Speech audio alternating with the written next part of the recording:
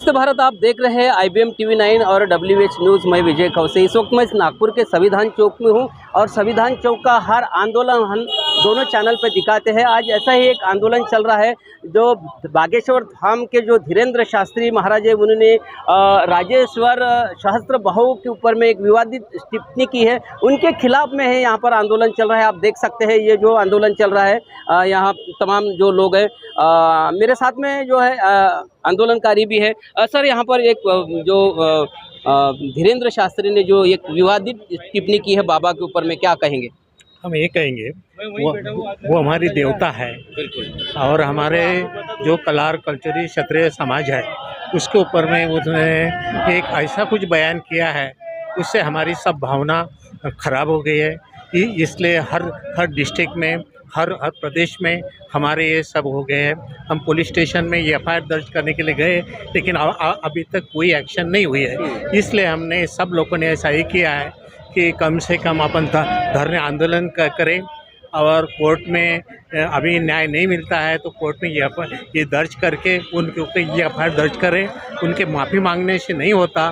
धीरेन्द्र शास्त्री ने सिर्फ उनको अटक करना चाहिए, कारण ये जन आंदोलन है। जन आंदोलन की जो ये है हमारी से जो विवादित टिप्पणी की है उनके खिलाफ में उनको अटक करना चाहिए। और भी कुछ लोगों से हम उनकी क्या राय है वो जानने की कोशिश करते हैं। मेरे साथ में एडवोकेट जायसवाल साहब भी है। जायसवाल साहब, देखिए, अपना जो देश है, जो ये सेकुलर देश है, सभी जाति धर्म को यहाँ पर समानता है, उसके बावजूद भी जो है धीरेन्द्र शास्त्री जो है हिंदू राष्ट्र की बात करता है। आप किस नज़रिए से देखते हो? देखिए, ये जो भारत देश है ये संविधान से चलता है, ये कोई हिंदू राष्ट्र के हिसाब से नहीं चलता है।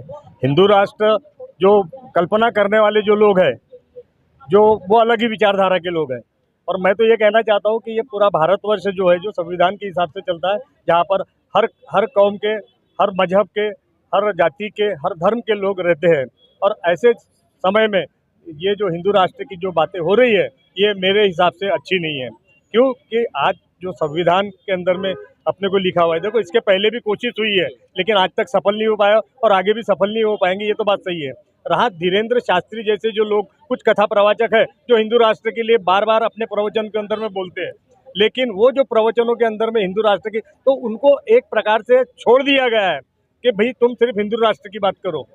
आज इस देश के अंदर में जो आम आवाम है, इस देश की 140 करोड़ की जो आवाम है, उसमें से मैं मात्र बता रहा हूँ आपको कि 99% की जो आवाम है वो हिंदू राष्ट्र की कल्पना नहीं कर रही है। 1-8% की जो आवाम है वो अगर हिंदू राष्ट्र की कल्पना कर रही है तो हम उसका विरोध करते हैं। तो मेरा सबसे पहला तो कहना ये है कि धीरेन्द्र शास्त्री जो बार बार विवादित बयान देकर मशहूर होना चाहते हैं, आज मेरे को बताओ, 23 साल का कथावाचक है वो। 23 साल के कथावाचक आज तक तो भी मेरे ख्याल से इतिहास में हमने कभी देखे हैं क्या? नहीं देखे हैं।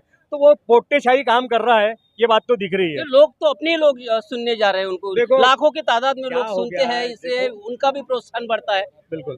असल में क्या हो गया कि इस देश के अंदर में जो आवाम है और जो आज हमारी महिलाएं है, हमारे घर की यानी जो महिलाएं हैं, वो लोगों को क्या हो गया है कि भाई घर में काम करने के बजाय वो कभी कभी सुन लेते हैं, लेकिन प्रवचन सुनना गलत नहीं है। हम मानते हैं कि भाई प्रवचन सुनना भी चाहिए, लेकिन इस प्रकार के जो कथावाचक है, जो प्रवचन करते हैं, हमारा उसको विरोध है।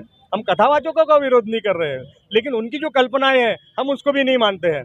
तो मेरे ऐसे परिस्थिति के अंदर में, अब जैसा आज एक समाज के पूजनीय नहीं है भगवान सहस्त्र बाहु, आज 10 प्रकार के जो यानी आवाम है वो उनके पूजनीय हैं। उनकी फोटोएं हर घर के अंदर में आपको मिलेंगी, जिसकी पूजा अर्चना रोज अपने मंदिर के अंदर में लोग करते हैं। कई मंदिर भारतवर्ष के अंदर में उनके वाले स्थापित है। ऐसे परिस्थिति के अंदर में उन्होंने जो बातें बोली कि भाई भगवान सहस्त्र बाहु जो बलात्कारी थे, अत्याचारी थे, अन्याय करते थे और इसके लिए आपको उसने जो बताया कि भाई परशुराम ने उनको मारा। परशुराम को किसने मारा? बाद में परशुराम को भी क्षत्रिय नहीं मारा। आपको एक बात बता देता हूँ, उसकी मौत भी वैसी हुई। उसने ऐसा क्यों नहीं बोला कि भाई उन्होंने मारे और वो ऐसा था करके? हमने तो नहीं बोले किसी को भी। तुकाराम महाराज पर भी टिप्पणी की, तुकाराम महाराज पर टिप्पणी किए, साईं बाबा पर टिप्पणी किए, जो टिप्पणियां निंदनीय क्या है। प्रावधान है कानून में ऐसे लोगों के कानून ऊपर के में? अंदर कौन में सी ऐसे- धारा में इनके ऊपर में धारा दर्ज करना चाहिए? इनके खिलाफ में 153 है, 153 बी और कलम 500 506 के तहत बिल्कुल दंडनीय कार्रवाई होने को होना, और इनके खिलाफ में सख्त से सख्त कार्रवाई करके इनको माफी देकर छोड़ने को नहीं होना, इनको जेल में डाल देने को होना, मेरा ऐसा विचार है।